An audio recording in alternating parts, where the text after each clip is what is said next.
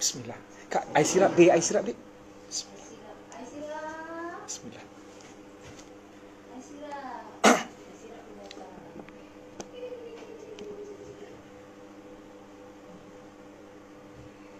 Bismillah.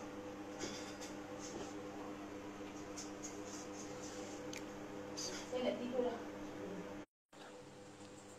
Sirap satu. Bismillah. Ustaz minta air sirap ke apa? Astagfirullahaladzim. Macam mana kau boleh dengar? Aku rasa belum on lagi aku punya live. La ilaha illallah. Dah lah. Ya Allah, tak. Saya bercakap, saya dengar suara saya balik. Ustaz punya speaker kot. Okey, dengar. Mungkin kau tak ikhlas. Aku ikhlas je nak buat IG live. Bukan. Apa? Tak, bukan. Okey, test. Oh, okey. Dah. Saya tak boleh cakap kuat sangat. Kalau saya cakap kuat, dia bergema. Tapi ni sekarang okey tak? Oh, okey. Kuat juga suara Ustaz ni. Kejap saya pelankan sikit. Kau nak komen aku? Kau yang pekak. Boleh? Okey dah. Okey. Wah, kemas rambut Ustaz hari ni. Ajar Rambut. Kau ingat rambut yang kemas ni rambut yang kemalan. Okey. So maknanya apa mungkin ada persoalan-persoalan daripada ni? Suara Mira bergema, ya ke? Hello, tas. Okey kan? Okey. Itulah, saya tak sempat lagi nak kumpul soalan. Ustaz. Sekarang ni berkenaan dengan isu okey, apa persoalan yang boleh dibangkitkan? Cik skema. Apa persoalan yang boleh dibangkitkan sementara PKP ni? Ataupun perkara-perkara yang berkaitan dengan Dia tanya kita. Okey lah. Aku kumpul apa ni yang baru-baru ni yang tengok tu kau buat kelas apa tu? Kimia yang dekat posting tu kepada student-student tu. Oh tak, bukan saya buat kelas. Itu saya promote je PTTI online. Dia tuition tapi online. Subjek Sains tu lain sahaja. Bio, Chemist, Physics and Admat. Cuma sains tulen ni aku tak boleh lah. Yang aku tahu air dengan minyak tak boleh campur. Tu je. Tak apalah, kita kekal pada bahagian kepakaran kita sahaja, okey? Alright. Okey semua, siapa ada soalan cepat.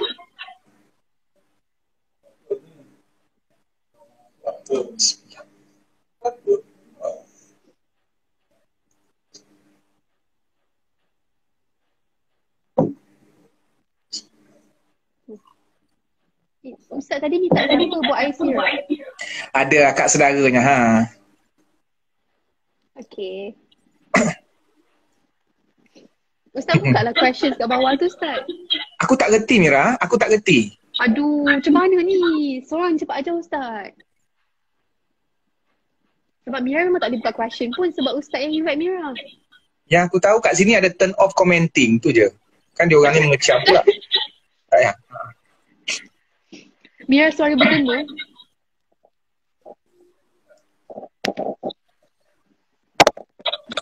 Pasal Okey, kalau solat tarawih boleh buat di rumah tak? Boleh buat di rumah. Sebelum PKP pun boleh, semasa PKP pun boleh. Sebab solat tarawih ni hukum dia sunat. Okey Ustaz, sekarang banyak yang orang bercakap pasal bila baca surah Al-Mulk ni banyak dia punya kebaikan. Boleh tak Ustaz ceritakan sikit apa sebenarnya kebaikan baca surah Al-Mulk? Orang kata kalau baca setiap malam nanti Allah akan daripada apa? Azab kubur. Azab kubur. Okey. Dia pertama sekali macam Cik Mas sendiri, Ustaz sendiri kita ialah dia ada kelebihan-kelebihan yang Allah berikan pada surah-surah yang tertentulah. Cuma kita kena tengok juga sebab kadang-kadang nak kata kelebihan setiap surah ni ada di kalangannya hadis palsu ataupun hadis yang sahih. Jadi kepada netizen kita katakan bahawa jangan khususkan sebarang surah. Memang ada kelebihan surah Al-Mulk dan ada kelebihan surah Al-Kahfi, contohnya Khamis malam Jumaat dan seumpamanya. Tapi kadang-kadang kita kata ada sesetengah orang yang dia hafal surah-surah yang tertentu ataupun dia hanya boleh baca surah-surah yang tertentu, tapi bila kita menggambarkan oh hari ni kelebihannya baca surah ni saja, jadi dia yang tak dapat nak baca surah lain kecuali surah yang dia dah biasa hafal itu rasa macam sedih, rasa macam dia kerugian tak dapat. Sedangkan dalam Quran Allah ada sebut faqra'u ma tayassara minal Quran. Bacalah apa yang kamu mudah daripada Al-Quran. Jadi dekat situ dia pun akan rasa seronok. Walaupun saya ni tak orang kata tidak fasih dalam surah-surah yang tertentu, tapi saya baca surah yang lain, tetapi yang penting dia Quran, maka saya tetap dapat pahala. Sebagaimana yang Nabi sebut dalam satu hadis, kalau kita baca alif lam mim tu kita bukan dapat satu pahala untuk alif lam mim, tak. Alif lain, lam lain, mim lain. Maknanya setiap huruf itu ada pahala. Itu keluasan yang Allah bagi. Sama juga dengan satu hadis sahih yang lain yang Allah bagi semangat, Nabi bagi semangat kepada orang yang membaca Al-Quran merangkak-rangkak sebut huruf tak betul. Mungkin bagi setengah orang dia kata berdosa kau baca Quran tak betul, taranum tak ada. Tak. Sedangkan Nabi sendiri bagi berita gembira siapa yang baca tak betul tapi dalam pada tu dia berusaha lah, bukanlah dia meringan-ringankan, maka dia akan dapat dua pahala. Pertama, pahala kesungguhan dia membaca dalam keadaan sukar, dan yang kedua, pahala dia sudi membaca Al-Quran. So, kita sepatutnya lebih memperbanyakkan motivasi kepada orang, bukan menakut-nakutkan. Faham. Jadi tak spesifik surah Al-Mulk lah. Sebenarnya surah Al-Mulk pun ada dia punya kelebihan, tapi baca apa-apa surah pun sebenarnya boleh. Baca lah. apa-apa surah kan. Tak ada masalah. Masalah.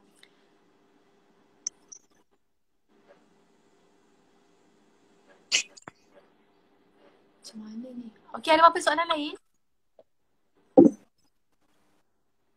Ada soalan pasal Pasal apa? tak ada apa. Okey.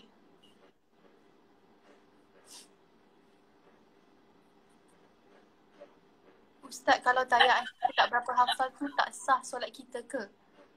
Okey, antara tahiyat akhir tu kena tengok. At-tahiyatul mubarakatuh salawatu thayyibatu lillah tu sampai innaka hamidum majid tu ada antaranya sunat, ada antaranya rukun. Yang wajib baca tak boleh tinggal, tak boleh baca dalam hati sampai selawat ke atas Nabi. Adapun yang sunat, kalau sengaja tinggal ataupun tak hafal, tak ada masalah dengan semayang, start daripada selawat Ibrahimiyah. Kama sallaita ala Ibrahim innaka hamidum majid wa barik ala Muhammad kama barakta ala Ibrahim. Yang ni kita panggil sebagai selawat Ibrahimiyah. Maknanya ada nama disebut nama Nabi Ibrahim dekat situ. Yang part yang ni kalau tak baca ataupun sengaja tinggal, sembahyang tak batal sebab dia sunat. Tapi yang awal tu at-tahiyatul mubarak assalamu alayka assalamu alayna ayuhan nabi, lepas tu apa ni mengucap 2 kalimah syahadah selawat, yang tu rukun. Yang ni kena hafal. Jadi selawat tahiyat akhir kena, yang part yang pertama tu sahaja yang kena hafal, yang wajib baca. Tapi bagi seseorang yang mungkin dia baru mengenal Islam ataupun dia tak hafal dan seumpamanya, teruskan saja semayang, insya-Allah Allah akan terima. Ataupun ketika semayang tu sambil-sambil tu dia boleh tengok apa ni tulisan-tulisan di hadapan sampailah dia hafal. Tu dalam proses pendidikan lah sampai dia hafal betul-betul. Faham boleh?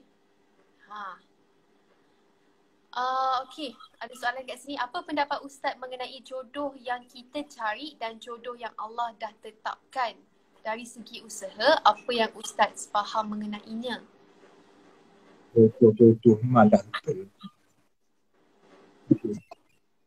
dia tak bertembung ya. Engkau tak kisahlah Mira. Okey, dia tak bertembung sebenarnya jodoh yang kita cari dengan jodoh yang Allah dah tetapkan. Sebenarnya dalam hidup kita ni semua benda Allah dah tetapkan. Tak ada benda pun sebenarnya saya dapat kerja ni bukan kuasa Allah, ini kuasa saya. Tak. Semuanya di bawah kuasa Allah. Maksudnya di bawah pengetahuan Allah. Cuma Allah bagi kita akal untuk kita bekerja. Allah nak kita bekerja. Walaupun kita tahu semua kuasa Allah. Tapi kita tak boleh guna 24 jam alasan. Kenapa tak cari jodoh? Kenapa tak cari kerja boleh dapat gaji? Tak apa, Allah boleh bagi segala-galanya. Tak. Itu tawakal yang tidak bertempat. Sedangkan tawakal yang sempurna ialah mesti disertakan dengan usaha.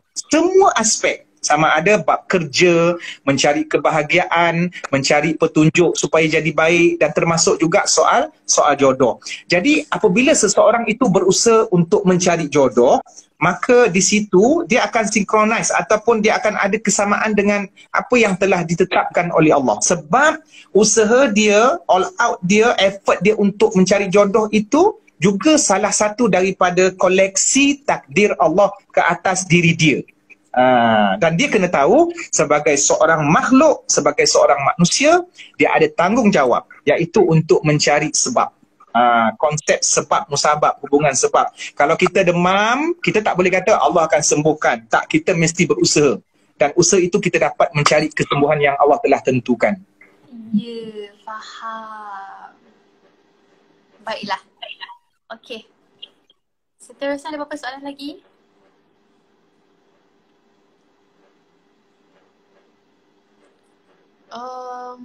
Ustaz, explain sikit pasal fikah wanita. Fikah wanita ni hal-hal yang berkenaan dengan perempuan, macam mana perempuan semayang. Ada orang kata perempuan kalau semayang tangan kena rapat. Tapi tanya lelaki. Dia tanya untuk ni lah, bini dia kot. Fikah wanita ni benda-benda yang berkaitan, yang paling jelas fikah wanita ni benda yang berkenaan dengan keuzuran, darah-darah haid, nifas, istihadah, kemudian apa yang perlu dilakukan perempuan. Okey, ada juga yang bertanya perempuan yang datang bulan ataupun yang uzur, dia boleh baca Quran ke tidak? Sebahagian daripada ulama mengatakan tidak boleh.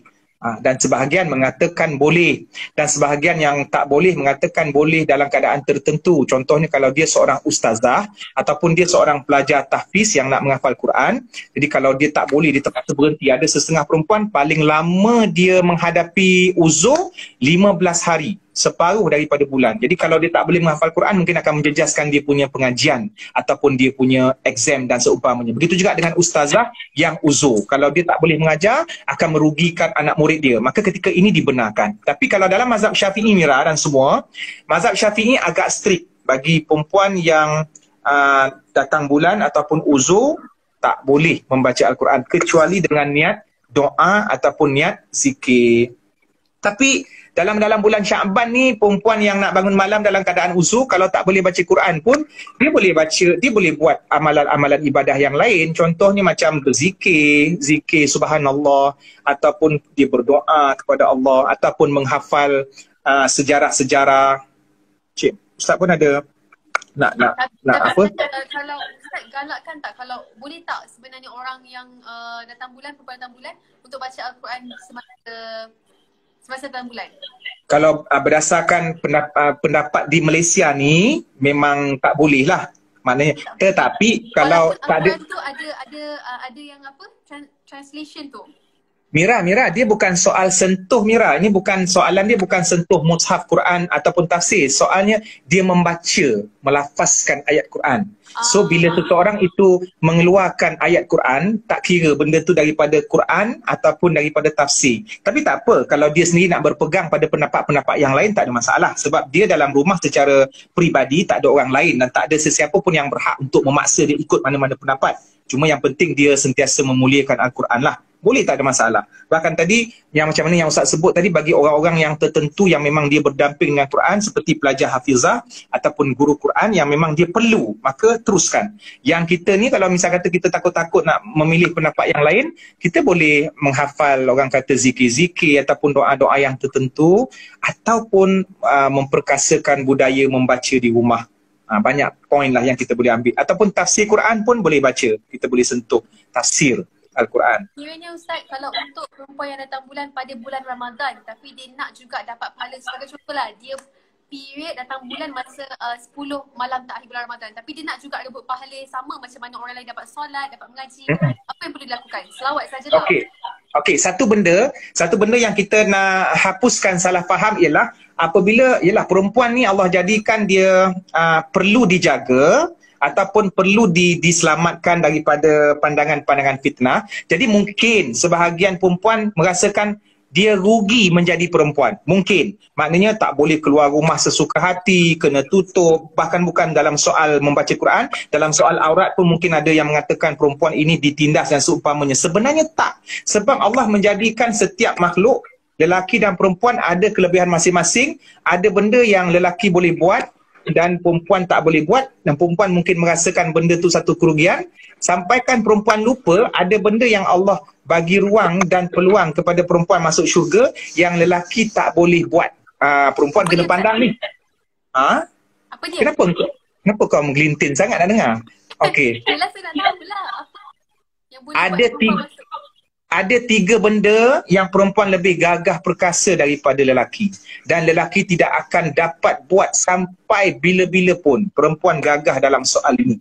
Iaitu yang pertama ialah mengandung. Lelaki tak boleh mengandung sampai bila-bila. Okey? Yang kedua, walaupun ada yang kelihatan seperti mengandung. Yang kedua, perempuan melahirkan anak. Oh, dia punya jihad melahirkan anak, jangan main-main. Kalau mati ketika melahirkan anak, bukan jadi pontianak, tapi maknanya dia mati dengan ganjaran yang besar. Cuma mungkin masyarakat kita menggambarkan nang-nak apa semua, mak-mak, okey tu. Yang ketiga, menyusukan anak.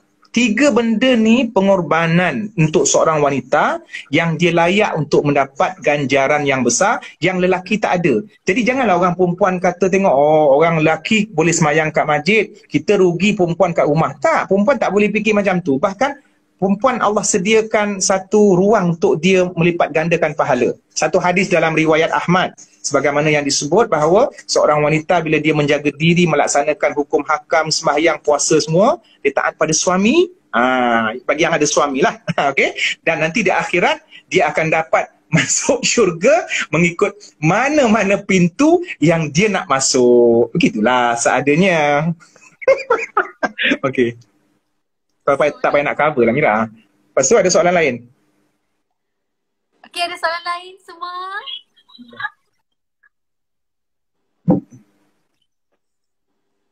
Tu yang remaja je, tu yang dah kahwin je. Kami yang remaja ni macam mana? Tak adalah Mira. Pada bulan 10 malam terakhir, seorang perempuan boleh sediakan makanan untuk suaminya. Perempuan yang datang Okey, sorry. Nah. Seorang tak, aku tersilap. Bukan aku tersilap. Aku bagi contoh. Nanti dulu. Okey, seorang perempuan, kau dengar. Seorang perempuan yang dia uzur dan dia rasa rugi, dia boleh banyak buat kebaikan. Menguruskan rumah, bukan tangga, menguruskan rumah untuk membantu ayah dia, membantu mak dia, menjadi seorang anak perempuan yang solehah. Bahkan perempuan yang uzur, kalau dia bagi makan untuk orang yang berpuasa, Nabi kata dia akan dapat pahala sama macam orang berpuasa tanpa mengurangi pahala orang yang berpuasa tu bahagi 2 dengan dia. Jadi Nabi sebut umum. Siapa yang bagi makan tu? Adakah itu perempuan yang dah kahwin, yang belum kahwin, yang uzur, yang tak uzur? Asalkan dia bagi makan, maka dia dapat pahala tersebut. Banyak pahala kesabaran. Dia berada di rumah. Bukanlah Ustaz kata perempuan kena duduk rumah. Tak, perempuan pun boleh juga keluar rumah dengan syarat-syarat tertentu. Dia bekerja, mencari nafkah, membantu keluarga dan seumpamanya. Tapi nak kata kalau dia tak buat macam tu pun, dengan sikap dia menjaga diri dan maruah dia, ganjaran yang sangat-sangat besar daripada Allah. Dengan dia tak keluar rumah itu menutup pintu fitnah, maka ganjaran yang besar daripada Allah. Apatah lagi kalau dia keluar untuk membantu keluarga. Okey Ustaz, saya ada lagi satu soalan. Ustaz, sebenarnya nak habiskan sesi dengan saya ni pukul berapa? Aku tak bergantung kepada persoalan. Kalau ada persoalan teruskan. Kalau tak ada idea, maknanya tak ada kena mengajar lagi tak lepas ni? Tak ada perkataan. Ustaz, apa sebenarnya maksud syurga di bawah tapak kaki suami atau sebenarnya sebagai seorang perempuan yang belum kahwin, bila kita dengar ada orang kata, oh dosa abah tanggung, ayah tanggung sebab kita sebagai anak. So adakah itu kita tak ada dosa atau macam mana, atau mereka terkena tempias sekali dengan dosa kita lakukan? Dengan berbalik pada syurga di bawah tapak kaki suami tu, apa sebenarnya dia punya tapak kaki ibu tiba tapak kaki suami pula? Okey. Satu benda paling asas kita kena faham bahawa seseorang tidak menanggung dosa orang lain. Itu keyword pertama. Seseorang tidak akan menanggung dosa orang lain. Sebab kita tak nak buat satu situasi ialah kita buat satu dosa dengan anggapan orang lain ada tanggung untuk aku. Jadi seronok kita nak buat dosa. Kenapa kau mencuri? Tak apa, aku belum kerja lagi, mak ayah aku ada. Ataupun isteri pula, kenapa kau buat perbuatan macam ni? Suami aku ada tanggung. Ini satu kezaliman. Dan Islam adalah agama yang adil ataupun agama yang sentiasa saksama dengan penganut dia. Itu yang pertama. Yang kedua, berkenaan dengan hadis. Dulu kita viralkan dengan hadis syurga di bawah tapak kaki ibu. Okey? Kemudian syurga di bawah tapak kaki suami. Tidak ada dalil yang sahih yang menerangkan tentang ini. Bahkan hadisnya lemah. berkenaan dengan syurga di bawah tapak kaki ibu, al-jannah tahta aqdami ummahat, itu ada hadis yang lemah, bahkan sebahagian mengatakan tak wujud. Begitu juga dengan tidak ada dalil yang mengatakan syurga di bawah tapak kaki suami. Tetapi maksudnya ada. Maksud ada. Maknanya suami itu menjadi pemudah jalan untuk isteri ke syurga. Dan ibu bapa menjadi pemudah jalan untuk anak-anak ke syurga. Itu maksud. Tapi Nabi lafazkan ayat itu tidak ada dalil yang sahih. Bagaimana kita nak kata suami itu pemudah jalan ke syurga? Dengan menjadi isteri yang taat. Dengan menjadi isteri yang taat. Tetapi suami walaupun dia berkuasa, dia bukan veto. Suami tidak ada kuasa veto. Dan suami tak boleh faham yang kalaulah dia faham makna syurga isteri ada di bawah tapak kaki dia, suami tak boleh melakukan sesuka hati tanpa memikirkan perasaan isteri yang juga seorang manusia. Dia kena ada tolak ansur. Alah senang cerita Mira, kisah kehidupan Aisyah. Kan? Aisyah, aku malah nak nyanyi lebih kan orang lain tak dicari makan. Jadi maknanya lagu-lagu Aisyah yang sekarang ni kan dah ada lirik baru, Aisyah dengan Nabi tu kan. Tengok macam mana Nabi dengan Aisyah. Nabi main lumba lari dengan Aisyah. Nabi tahu Aisyah cemburu, tapi Nabi faham sebab dia seorang manusia. Jadi Nabi tak pernah kata aku seorang Nabi kau kena hormat. Padahal dia Nabi tu, ini kan pula suami yang semuanya manusia biasa yang ada dosa. So kena tolak ansur dekat situ. Berikutan dengan banyak benda yang viral kata seorang perempuan boleh tarik 4 orang masuk dalam neraka. Suami dia, ayah dia, abang dia, adik lelaki. Kenyataan ini tak ada dalil. Kenyataan ini tak ada dalil. Yang mengatakan seorang perempuan boleh tarik 4 lelaki tak ada dalil. Maksudnya bila perempuan tu dia tak menutup aurat ataupun orang kata melakukan kemungkaran jadi 4 orang. Tak sebenarnya. Cuma kita nak bagi tahu bapa ada tanggungjawab mendidik anak perempuan dan anak-anak lah. Suami bertanggungjawab mendidik isteri. Itu je lah. Cuma kalau selepas dia dah selesaikan tanggungjawab dia, isteri dia tetap berdegil, maka masing-masing kembali kepada kaedah asal, sendiri buat, sendiri tanggung. Jadi sebenarnya kita baca sebenarnya tak ada lah. Tak ada. Macam, kalau sebagai seorang anak lah, kalau buat dosa ni abah tanggung juga, jangan buat macam tak ada. Abang cuma bertanggungjawab, abah bertanggungjawab, suami bertanggungjawab. Okey, yang tutup aurat, Kak Long tutup aurat. Tak nak juga.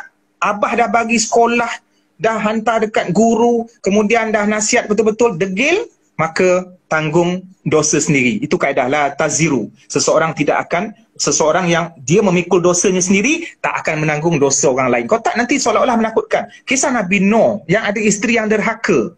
Takkan Nabi Nuh nak tanggung, dia seorang Nabi. Jadi masing-masing ada otoriti sebagai manusia. Itu Allah nak tunjukkan. Dia seorang suami dan dia seorang Nabi. Tetapi Allah takdirkan isterinya begitu. Kemudian terbalik daripada tu kisah Fir'aun. Fir'aun pula bermasalah. Tapi dapat isteri yang solehah. So benda-benda begini masing-masing tanggung. Allah nak ujilah kewujudan isteri yang derhaka. Yang ni pula tinggal serumah dengan suami yang derhaka. Ada dua-dua bermasalah. Abu Jahal dengan isterinya. Ada pula contoh dua-dua okey. Nabi dengan isterinya ataupun Nabi Ibrahim dengan isteri. Begitulah. Baik, faham? Okey, ada lagi soalan semua? Kenapa Nabi Ibrahim disebut dalam tahiyat akhir? Kerana hubungan rapat Nabi Ibrahim sebagai bapa dan punca keturunan Nabi Muhammad. Bukan maksudnya Allah ni tak adil, tak. Itu maknanya kedudukan istimewa Nabi Ibrahim sebagai punca susu galuh Rasulullah sallallahu alaihi wasallam. Dan dalam waktu yang sama Allah juga memberikan keistimewaan, bahkan ada kedudukan yang tersendiri setiap nabi dan setiap rasul.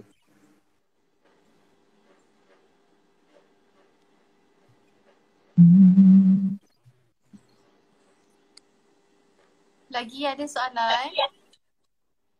Ramai tengok kita ni.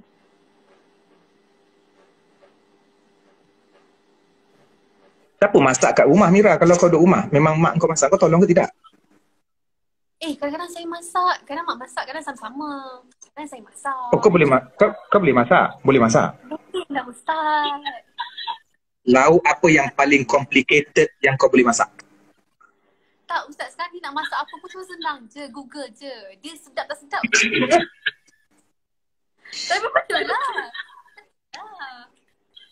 Boleh masak. Kau pakai sekarang ni Ustaz, tambah lagi PKP ni kan Ustaz, semua orang pandai masak. Lelaki, perempuan, semualah buat video tutorial masak.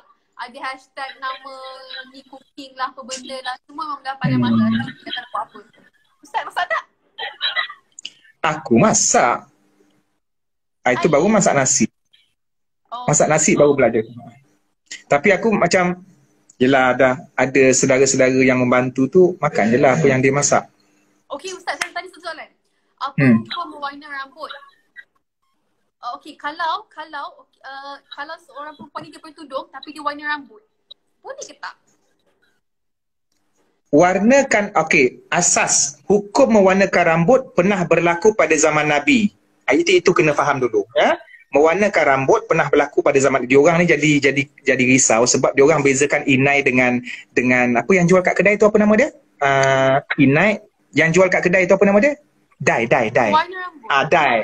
Apa warna dye lah. Tu diorang ingat dye ni macam berdosa sebab bahasa Inggeris macam berdosa. Jadi inai ni macam bahasa yang pahala. Macam itulah lebih kurang kan. Padahal semua sama. Okey. Asasnya ialah mewarnakan rambut berlaku pada zaman Nabi. Iaitu apabila Nabi menyuruh seorang lelaki tua iaitu Abu Quhafah yang sudah beruban. Abu Quhafah ni bapa kepada Abu Bakar. Jadi Nabi kata warna rambut tutup uban lah, tetapi elakkan warna hitam. Maknanya bagi orang veteran kalau nak warna rambut, nak tutup uban, tak boleh guna warna hitam berdasarkan hadis ini untuk mengelakkan penipuan. Sebab dia dah tua. Kalau guna warna hitam kan Islam tak. Islam melarang satu perkara yang menghasilkan penipuan. Contohnya buat pembedahan untuk memancungkan hidung dalam keadaan tak ada cacat cela, tiba-tiba dia nak buat. So benda-benda yang begitulah. So Ustaz nak kata kat sini, Cik Man nak kata dekat sini bahawa mewarnakan rambut berlaku pada zaman Nabi. Tetapi bagi orang-orang yang nak turun berperang, orang tua yang nak turun berperang, boleh mewarnakan rambut dengan warna hitam. Kenapa pula tadi kata orang tua tak boleh warna hitam? Sebab untuk berperang biar musuh nampak muda dan dia takut dengan tentera-tentera. Faham tak dekat sini? So Islam begitu Mira. Islam ni dia hukum berubah mengikut situasi. Tapi yang penting bukan niat untuk mempermainkan Islam. Kita patah balik. So maknanya sekarang bagi remaja yang ada uban, budak form 3, rambut tak ada uban, dia memang muda, dia nak mewarnakan rambut, boleh tak dia guna warna hitam? Boleh. Sebab dia ni budak muda. Dia tak terpakai dengan hukum untuk yang orang tua tadi, veteran tadi. Jadi mewarna rambut boleh, tak ada masalah. Termasuk perempuan. Perempuan, cuma jangan mendatangkan fitnah. Tapi perempuan dia bertudung. So tak timbullah isu tu sebenarnya. Baik, tu yang pertama. Yang kedua, kita nak tengok kepada ingredient pewarna tersebut. Tak kira inai ataupun inai tak ada masalah lah. Mungkin terus tumbuk, terus pakai aja. Ini yang kata sintetik ataupun yang buat secara kimikal dekat kedai. Jadi pastikan tidak memudaratkan kesihatan. Pastikan tidak dibuat daripada najis. Mungkin ada yang terjual di kedai-kedai tertentu tu ada tanda halal. Okey, kalau kau yakin benda tu okey, silakan pakai. Yang ketiga, warna yang digunakan tidak menimbulkan fitnah. Maksudnya warna tu hanya boleh warna yang dekat-dekat dengan warna gelap. Macam perang, warna-warna inai, merah ke hitam-hitaman. Tapi kalau warna yang boleh menimbulkan fitnah, orang boleh hina ataupun orang boleh tuduh kita orang jahat. Macam contoh warna biru, warna yang digunakan oleh musuh-musuh Islam dengan fashion-fashion yang ekstrim, yang tu tak boleh. Kau bayangkan kalau tu imam kampung kau warna biru rambut dia. Jadi benda-benda macam tu mesti orang kata orang membawang dan seumpamanya lah. Baik.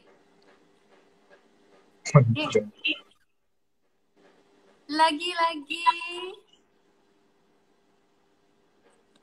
Okay, cepat. Satu soalan lagi sebelum dia beransur. Alright. Okay, ya.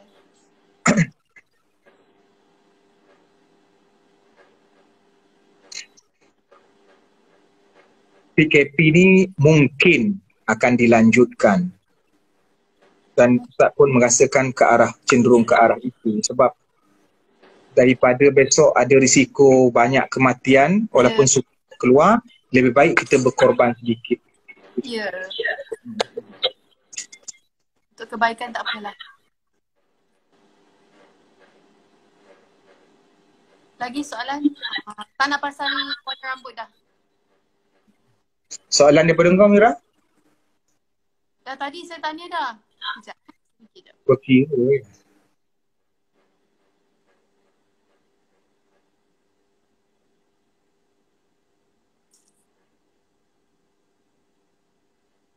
Aduh, soalan. Apa dia soalan dia? Aku tahu kau senyum tu sebab kau baca soalan yang mana. Aku faham. Sebab aku pun baca juga soalan. Soalan-soalan ni very general. Apa hukum merindui seseorang yang bukan mahram bagi dia? Macam mana soalan? Tak, soalan dia pun. Yelah, sebab majoriti 90% yang berinteraksi dengan Instagram ialah muda lah, remaja. Aku tak pernah dapat soalan DM kata, Ustaz, nenek nak tanya. Tak ada, tak pernah. Sebab selalunya yang veteran dekat Facebook. Yelah, nak marah pun tak boleh dia orang ni. Memang itu je lah kehidupannya. Clash, crush, putus, lepas tu jumpa orang lain, lepas tu get back dekat ex, and then gitulah sampai Abang Jamil mampus. Apa lagi tu, adakah meminati K-pop? Salah, tak apa. Apa hukum lelaki kahwin lambat? Tak apa. Ada, saya nampak tadi Aceh ada komen penyebaran Siapa? fitnah cyber. Aceh. Aha. Penyebaran fitnah cyber. Macam mana tu Ustaz? Apa komen Ustaz tentang dunia cyber sekarang ni lah? Okey, ini soalan terakhir kita. Man kana yu'minu billahi wal yaumil akhir falyaqul khairan aw liyasmut. Siapa yang beriman, mana poin dia iman, siapa yang beriman dengan Allah dan hari akhirat, hendaklah dia berkata baik. Dalam cyber tak ada cakap lafaz suara, tetapi ada benda yang di-type. Itu bahasa internet. Okey, bahasa jumpa depan-depan, cakap. Bahasa internet, cakap pindah kepada chatting. Samalah tu. Jadi siapa yang beriman, siapa yang dia rasa dia ada iman, dia mesti cakap komen yang baik-baik. Kalau dia rasa dia tak ada komen yang baik-baik, awliyasmut, maka keep silent ataupun diam. Kerana bahkan kadang-kadang komen yang baik pun kadang-kadang boleh menimbulkan fitnah. Sebab fitnah ni boleh datang dari semua sudut. Kadang-kadang bila kita buat baik, ada orang tuduh kita riak. Itu buat baik tu. Tak buat baik pula, orang kata kita pemalas. Jadi apatah lagi. Sebab tu ulama' mengatakan di zaman fitnah ini, iaitu akhir zaman sebelum munculnya Dajjal, senjata yang paling ampuh bagi seorang Islam untuk mengelakkan fitnah ke atas diri dia adalah diam. Sekalipun diam itu merupakan risiko. Okey, contoh dia kaedah begini, senang je Mira dan semua. Diam pun salah, bercakap pun salah. Diam pun ada risiko mudarat, bercakap pun ada risiko mudarat. So mana satu ni, kita pilih mana satu yang kurang risiko. Memang nak tak nak, kita tak ada pilihan lain. Sebab kadang-kadang antara dua pilihan bukan sebab kita suka pilihan tu, tapi tak ada pilihan yang ketiga. Sama ada bercakap ataupun tidak, sama ada komen ataupun tidak. Maka kita memilih untuk tidak komen, melainkan hal-hal yang tertentu yang kita ada autoriti. Maka ini sahajalah panduannya. Bahkan fitnah bukan saja di zaman sekarang, tu yang saya pernah kongsikan kau, di zaman Nabi dulu, Aisyah dengan Ali bin Abi Talib. Ini zaman sahabat Nabi pun orang laga-lagakan. Ini kan pula individu dengan individu yang lain di dalam internet. Itu je lah. Okey. Baiklah. Okey Mira, terima kasih di atas perkongsian anda pada malam ini. Dah menjawab operator pula aku dah. InsyaAllah. Terima kasih selamat menjemput saya Ustaz. InsyaAllah ada Terima kasih. kita join lagi live sama.